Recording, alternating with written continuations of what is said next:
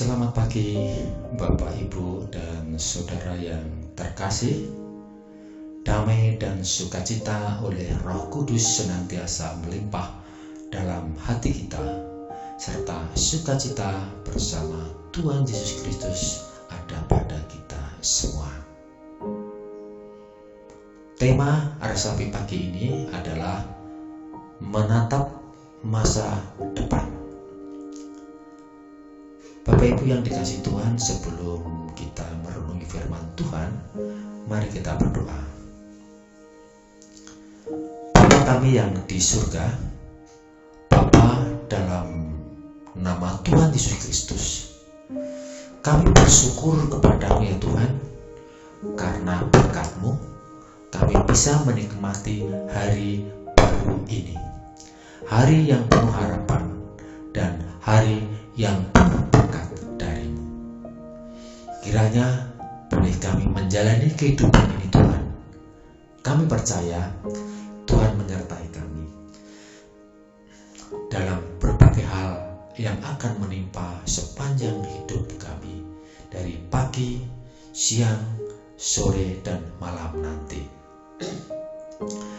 Kami serahkan setiap langkah perjalanan hidup kami Tuhan dalam tuntunan-Mu.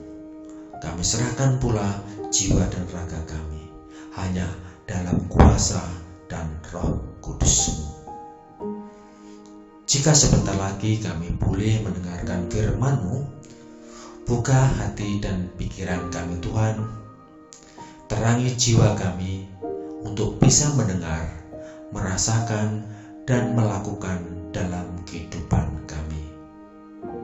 Berfirmanlah Tuhan, dalam nama Tuhan Yesus Kristus kami berdoa. Amin. Bapak, Ibu, dan Saudara yang dikasihi Tuhan, bacaan firman Tuhan pagi hari ini saya ambil dari Filipi 3 ayat 13 sampai 14. Filipi 3 ayat 13 sampai 14, demikian firman Tuhan.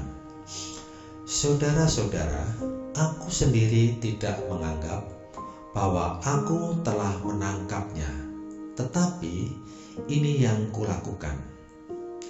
Aku melupakan apa yang telah di belakangku dan mengarahkan diri kepada apa yang di hadapanku, dan berlari-lari kepada tujuan untuk memperoleh hadiah, yaitu panggilan surgawi dari Allah dalam Kristus Yesus. Demikian firman Tuhan. Berbahagialah yang mendengar dan melakukan dalam kehidupan ini. Amin. Bapak, Ibu, dan Saudara yang terkasih, masa lalu yang tidak baik kadang dapat merusakkan masa depan seseorang. Hal ini terjadi karena orang tersebut tidak dapat menyikapi masa lalunya dengan tepat. Masa lalu perlu disikapi secara arif dan bijaksana. Kita dapat belajar dari apa yang dilakukan oleh Paulus di dalam bacaan di atas. Paulus memiliki masa lalu yang tidak baik atau bahkan dapat dikatakan buruk.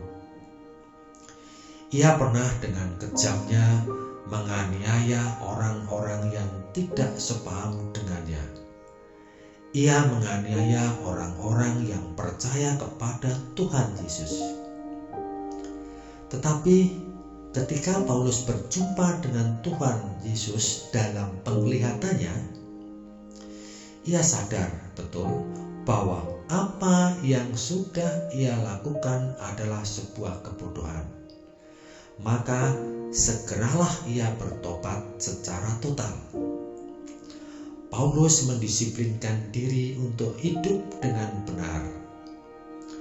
Paulus tidak mau terpaku pada masa lalunya yang kelam, melainkan ia arahkan semua perhatiannya pada masa depannya. Paulus terus berlari. Maksudnya, ia berusaha dengan sungguh-sungguh melakukan hal-hal yang baik. Ia gunakan seluruh hidupnya untuk melakukan berbagai kegiatan yang positif, yang bermanfaat bagi diri sendiri maupun orang lain. Bahkan Paulus bersaksi, "Jika aku hidup, itu berarti bekerja mendatangkan buah." Bapak, Ibu, dan saudara yang dikasihi Tuhan, jikalau kita memiliki masa lalu yang tidak baik, janganlah kita terpaku pada masa lalu tersebut. Ingat, masih ada masa depan yang harus kita usahakan. Kita perjuangkan dengan perhatian. Marilah kita belajar dari Rasul Paulus ini. "Aku melupakan apa yang telah di belakangku dan mengarahkan diri kepada apa yang di hadapanku." Kemudian kita perjuangkan dengan disiplin diri untuk melakukan hal yang baik yang membangun kehidupan iman kita untuk meraih hadiah yang telah dijanjikan Tuhan kepada kita. Kita mengarahkan perhatian kita ke masa depan dengan tindakan nyata.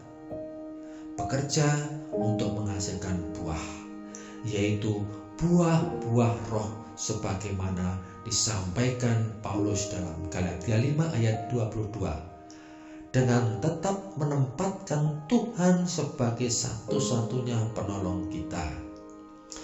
Oleh karena itu, janganlah kita sampai kendor dalam menjalani hidup sebagai anak-anak Tuhan, melainkan terus semangat untuk menggapai masa depan yang indah bersama Kristus Tuhan kita.